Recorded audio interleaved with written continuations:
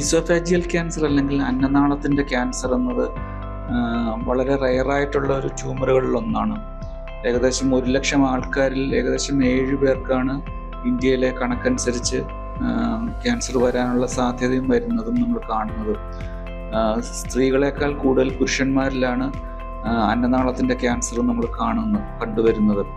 ഇന്ത്യയിൽ തന്നെ എല്ലാ സംസ്ഥാനങ്ങളിലും അതിൻ്റെ ഇൻസിഡൻസ് വ്യത്യസ്തമായിട്ടിരിക്കുന്നുണ്ട്. അതിൽ നോർത്ത് ഈസ്റ്റിലാണ്, വടക്ക് കിഴക്കൻ സംസ്ഥാനങ്ങളിലാണ് ഈസോഫാജിയൽ ക്യാൻസർ അല്ലെങ്കിൽ അന്നനാളത്തിൻ്റെ ക്യാൻസറിൻ്റെ ഇൻസിഡൻസ് വളരെ കൂടിയ രീതിയിൽ കാണപ്പെടുന്നത്. നമുക്ക് ഒരു ക്യാൻസറിനെ കുറിച്ച് സംസാരിക്കുമ്പോൾ നമുക്ക് എപ്പോഴും നമ്മൾ സംശയം ഇതെങ്ങനെ കണ്ടുപിടിക്കും, എന്താണ് ഇതിൻ്റെ ലക്ഷണങ്ങൾ എന്നുള്ളതാണ്. നമുക്കറിയാം, നമ്മൾ ആഹാരം വായിക്കൂടെ കഴിച്ച് നമ്മുടെ ആമാശയത്തിൽ എത്തുന്ന ഫുഡ് പൈപ്പ് അല്ലെങ്കിൽ ഫുഡ് പോകുന്ന ട്യൂബാണ് അന്നനാളം എന്നത്. അപ്പം അതിലെന്തെങ്കിലും തടസ്സം വരുമ്പോൾ നാച്ചുറലി ഉണ്ടാകാവുന്ന ലക്ഷണങ്ങളാണ് ഈ ക്യാൻസറിൻ്റെ ലക്ഷണങ്ങളായിട്ടും വരുന്നത്.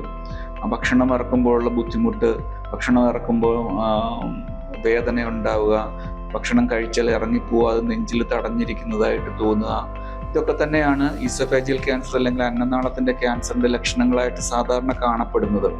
പക്ഷെ നമ്മൾ ഇതൊന്നും ക്യാൻസർ അല്ലാത്ത രോഗികളിലും ഇതൊക്കെ തന്നെ സംഭവിക്കാം, ഇതൊക്കെ തന്നെ ഈ രോഗലക്ഷണങ്ങൾ കാണാം.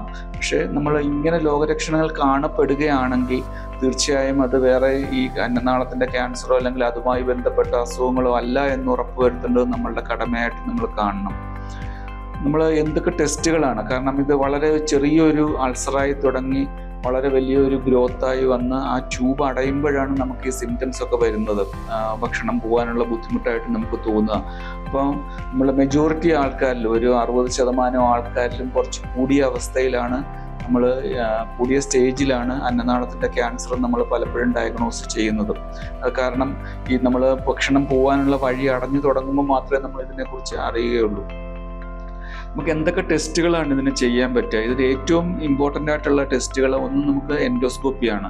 നമ്മൾ അപ്പർ GI എൻഡോസ്കോപ്പി എന്ന് പറയുന്നത് നമ്മൾ വായ്ക്കൂടെ ട്യൂബ് കടത്തി ആമാശയം വരെ പരിശോധിക്കുന്ന എൻഡോസ്കോപ്പിക് ടെസ്റ്റാണ് ഏറ്റവും ഇമ്പോർട്ടൻ്റ് ആയിട്ടുള്ള ടെസ്റ്റ്. അതിൽ നമുക്ക് അന്നനാളത്തിൽ അസുഖത്തിൻ്റെതായ കാര്യങ്ങൾ എന്തെങ്കിലും ഉണ്ടെങ്കിൽ എവിടെയാണ് അത്, എത്രത്തോളം ഉണ്ട്, ആഹാരം പോകാനുള്ള വഴി അടഞ്ഞിട്ടുണ്ടോ, അങ്ങനെ പല കാര്യങ്ങളും നമുക്ക് അതിൽ നിന്ന് അറിയാൻ പറ്റും.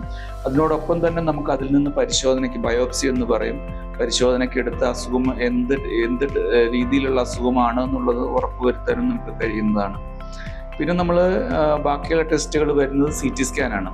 CT സ്കാൻ മെയിൻലി നമ്മൾ എടുക്കുന്നത് അസുഖത്തിൻ്റെ സ്റ്റേജ് അറിയാൻ വേണ്ടിയിട്ടാണ്. സ്റ്റേജ് എന്ന് പറയുന്നത് അസുഖം അന്നനാളത്തിൽ നിന്ന് മറ്റുള്ള ഭാഗങ്ങളിലേക്ക് പടർന്നിട്ടുണ്ടോ, പ്രത്യേകിച്ചും കഴലകളിലേക്ക്, പിന്നെ അടുത്തുള്ള, കാരണം നെഞ്ചിനുള്ളിലൂടെ കടന്നു പോകുന്ന ഒരു അവയവമായതുകൊണ്ട് വളരെ പ്രധാനപ്പെട്ട ഹൃദയം, ലങ്സ്, അയോട്ട, രക്തധമനികൾ, ശ്വാസനാളങ്ങൾ, ഇതുമായിട്ടൊക്കെ വളരെ ബന്ധപ്പെട്ട് കിടക്കുന്ന ഒരു അവയവമായതുകൊണ്ട് ഇതിലേക്കൊക്കെ അസുഖം പടർന്നിട്ടുണ്ടോ, അപ്പോൾ ഏത് സ്റ്റേജാണ് അസുഖം എന്നറിയാൻ നമുക്ക് മെയിൻലി നമ്മൾ എടുക്കുന്നത് CT സ്കാനാണ്. അപ്പോൾ നമുക്ക് CT സ്കാനും എൻഡോസ്കോപ്പിയും ചെയ്ത് ബയോപ്സി എടുത്ത് കഴിയുമ്പോൾ നമുക്ക് അസുഖത്തിൻ്റെ സ്റ്റേജും അസുഖം എന്താണെന്ന് നമുക്ക് ഒരു പരിധി വരെ നമുക്ക് മനസ്സിലാക്കാനായിട്ട് കഴിയും.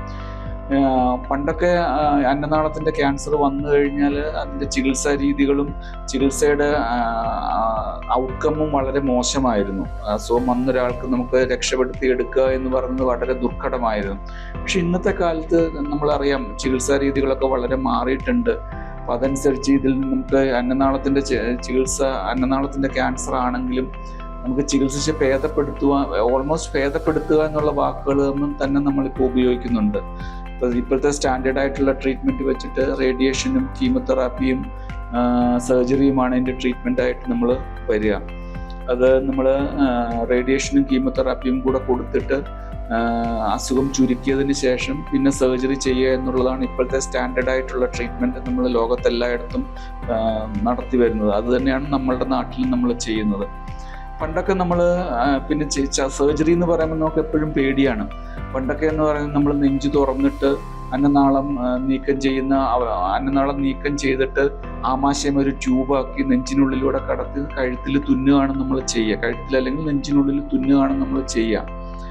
പണ്ടൊക്കെ അത് ഓപ്പൺ സർജറി ആയിരുന്നു, അതായത് നെഞ്ച് തുറന്നിട്ടായിരുന്നു നമ്മൾ ഈ സർജറി ചെയ്തുകൊണ്ടിരുന്നത്. ഇന്ന് പക്ഷെ കാലം മാറിയത് കൊണ്ട് നമുക്കത് കീ ഹോളിലൂടെ ചെയ്യാനും അല്ലെങ്കിൽ റോബോട്ടിക് സർജറിയിലൂടെ നമുക്കത് ചെയ്യാനും വളരെ വളരെ എളുപ്പം തന്നെ സർജറി കഴിഞ്ഞ് 3-4 ദിവസം കൊണ്ട് തന്നെ തിരിച്ചത് ഡിസ്ചാർജ് ആയി പോകാവുന്ന ഒരു അവസ്ഥയിലേക്ക്, അല്ലെങ്കിൽ 4-5 ദിവസം കൊണ്ട് ഡിസ്ചാർജ് ആയി പോകാവുന്ന ഒരു അവസ്ഥയിലേക്ക് കാര്യങ്ങൾ മാറിയിട്ടുണ്ട്.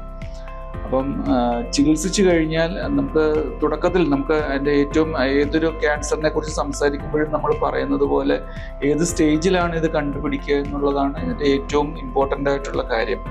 അപ്പം എന്തെങ്കിലും ഇത് സംബന്ധമായിട്ടുള്ള, അതായത് ആഹാരം കഴിക്കുന്നതുമായിട്ട് സംബന്ധിച്ചുള്ള എന്തെങ്കിലും ലക്ഷണങ്ങൾ ഉണ്ടെങ്കിൽ അത് നമ്മൾ വെച്ചുകൊണ്ടിരിക്കാതെ ഉടനെ തന്നെ ഒരു ഡോക്ടറെ കാണിച്ചിട്ട് അസുഖങ്ങളൊന്നുമില്ല എന്ന് ഉറപ്പ് വരുത്തുക, അല്ലെങ്കിൽ അതിൻ്റെതായ ടെസ്റ്റുകൾ നടത്തുക. അസുഖം നിർഭാഗ്യവശാൽ അസുഖം വന്നു എന്ന് തന്നെ ഇരിക്കട്ടെ, നമുക്ക് ചികിത്സിക്കാനുള്ള